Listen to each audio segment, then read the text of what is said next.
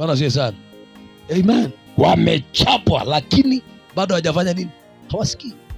Lazima ujue laini ya kushinda. Nitafanya namna gani? Unaona leo hii, tafuta laini yako ya kupigana vita.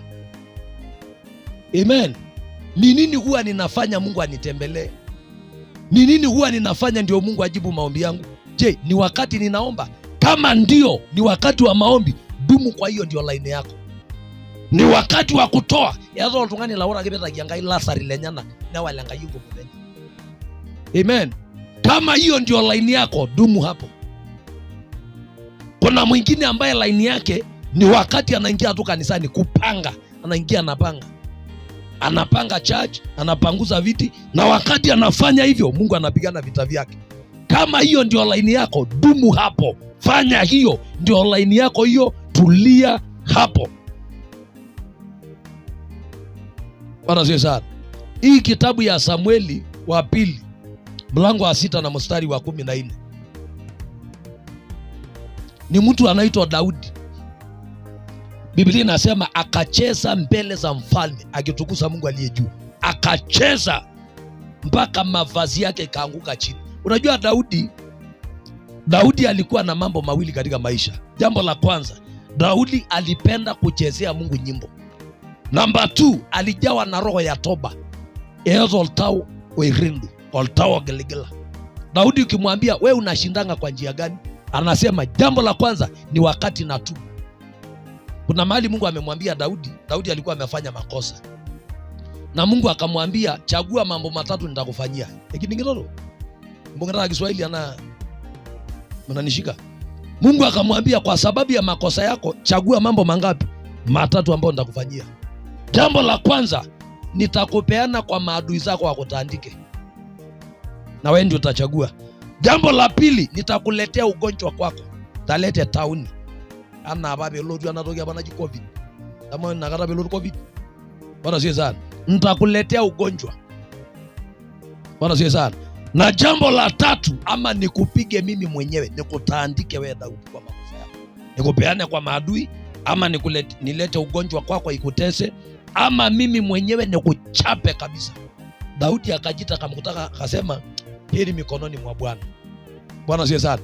Wanakeba ishoreni mangati wataniua, watanimeza, watanimaliza. Na nikipewa ugonjwa bado itanitesa. Lakini heri mikononi mwa Bwana. Mtu anaosha wala idhuriani na akaosha tenyorara. Bwana asifiwe sana. Wala nkaya ndirwa ni ntoiwoi no ikaragera irekebisha ngerai. Idongage nejogete jimwaji. Yitoki ajoki nosa na nda nepotaki anda esani nejoki nosa emelawo. Idonte nyorara. Bwana asifiwe sana. Na tenelo nye nejoki mpangata naji daika nyoku nyake ntoki ala ingoro. Kwa hivyo mzazi ana upendo na mtoto. Kwa hivyo Daudi akasema heri kwa Bwana. Bwana Yesu asifiwe sana. Sema amen. Kwa hivyo Daudi alishinda kwa sababu ya kujawa na roho ya toba. Anatubu. Ukiangalia Zaburi 51 utakuta Daudi akitubu. Anamwambia Mungu, nimekuwa mwenye dhambi mbele yako kila wakati. Anamwambia mpaka saa hii mimi ni mwenye dhambi. Anamwambia hata kuzaliwa kwangu nimezaliwa kutokana na dhambi. Alijawa na toba na alipenda kusifu. So Biblia inasema hapa Daudi akasifu mbele za Bwana mpaka nguo zikaanguka. Lakini mke wake alikuwa anaitwa Mikali. Akachungulia na akaona Daudi vile anacheza na ni mfalme. Baada ya Daudi kusifu na nguvu za Mungu zikashuka, Biblia inasema akabariki watu na mayane ltungana. Amara ndugu ngiranga na mayane ltungana.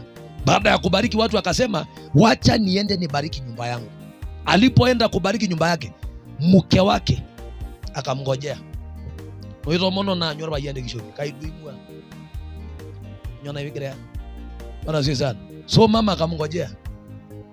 Akamwambia Daudi, wewe umekosa adabu kabisa. Unaenda kuimba mbele ya wajakazi. Unaenda kucheza mpaka nguo zinaanguka, mpaka watu wako wa kazi wanakuona uchi wako. Akamuongelesha maneno ya kejeli mpaka Daudi akashindwa kubariki nyumba yake. Bwana asifiwe sana. Lakini Daudi akamwambia, si kwamba nimeaibika, nitaendelea kuaibika. Why? Bado nina nafasi ya kumsifu Mungu.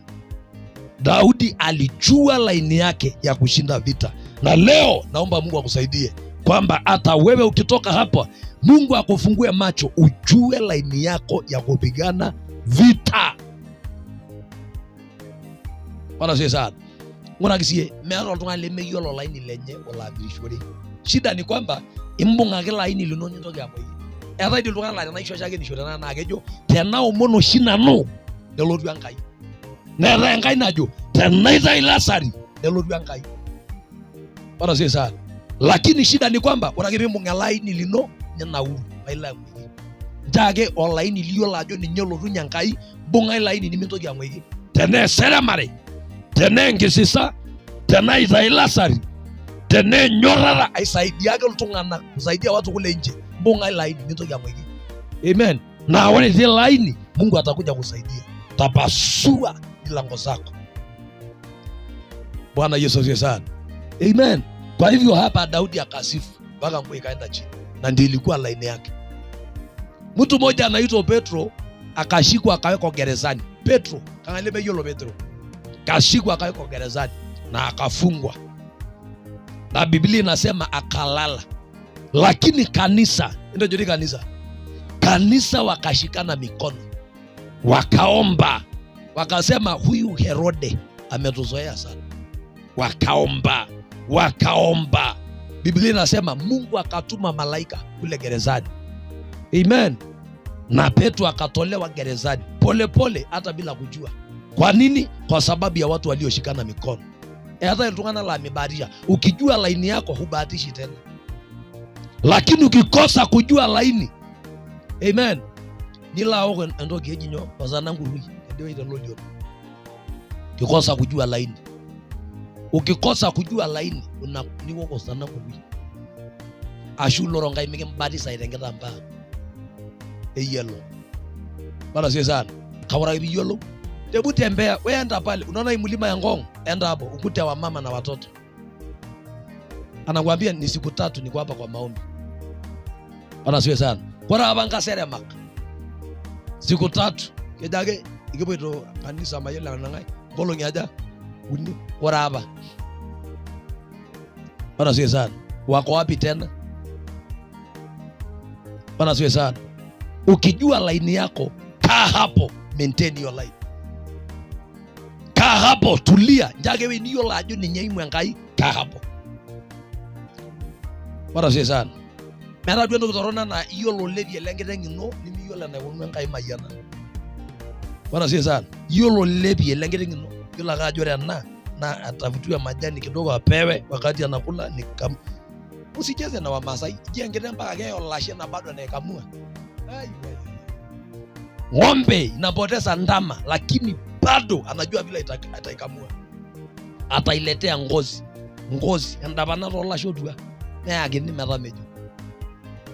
Bage jala igunduka mekure atakule. Na anajua. Bwana asifiwe sana. Si leo tutafute kwa neema kwamba laini yangu ni gani? Laini yangu ni gani? Ujue laini yako ya kufanya nini? Ya kupigana vita. Bwana asifiwe sana. Sema amen.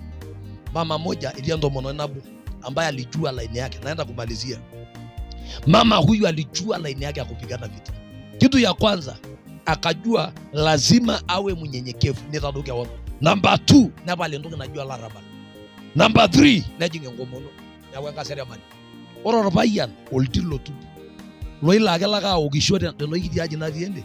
Paga ngasa bwadi ne the gate ajo enwaldai. Na akifika kisirani yake inamuelekeza kwa mke wake. Ananita yolale. Anakimbiza mama na panga. Siku moja amekimbiza mama. Na mama ni muombezi. Mama anakimbia. Amera. Sasa no langiri wayo. Mama amekimbia, kumbe kuna kashimo mahali. Amen. Na mzee anakuja na anataka kukatakata mke wake. Mama akaja, alipoona ile shimo akairuka. Maana ina na yana tata jage njedoia makanyodo baada. Wacha tumbukia hapo. Lakini mama aliporuka ile shimo akakumbuka huyu mzee atafanya nini? Atatumbukia. akamwambia mzee, pita kando, kuna shimo hapa. Bwana asifiwe sana. Mzee alipopita kando ya ile shimo, akajita akamkutano, hata kama ni mlevi, akasema ninapiga mtu anayenisaidia. Mzee akapiga magoti akamwambia, mama, naomba uniombee toba niokoke.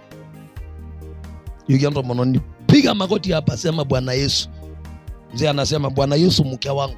Kila kitu anaambiwa anasema mke wangu. Sema Bwana Yesu, Bwana Yesu mke wangu. Ninakupenda mke wangu. Anasikia sana. Maana mama alijua laini yake ya kupigana vita. Kiathari marida aligana lakini rara lamu. Because mzee anapanda, wewe unapanda. Unabishana na watu. Mungu akupe grace, elewa laini yako ya kupigana vita na kufanya nini? Na kushinda kwa jina la Yesu Kristo wa Nazareti aliye hai. Naomba mchana wa leo